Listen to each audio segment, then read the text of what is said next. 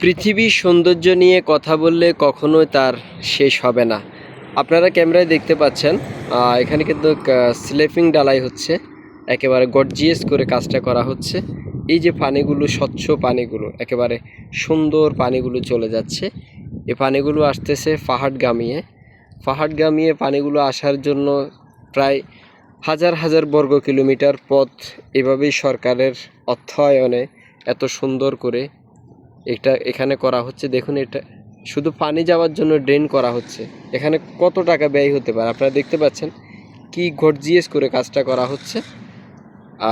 আরব দেশের এই সুন্দর এই কাজটাকে আমরা সম্পূর্ণ সেলিব্রেট করি। আসলে অসাধারণ, তারা উপভোগ করার জন্য সৌন্দর্য আপনারা দেখতে পাচ্ছেন। আবার এর উপরে দেওয়ার জন্য কিন্তু পাথর নিয়ে আসা হচ্ছে। এই দেখুন পাথর, এগুলো দিয়ে ঢাকবে, উপরে দেয়া হবে এই পাথরগুলো খুবই গর্জিয়াস, অত্যন্ত সুন্দর এই পাথর। তো যাই হোক, ভিডিওটি বেশি বেশি করে শেয়ার করে দেবেন।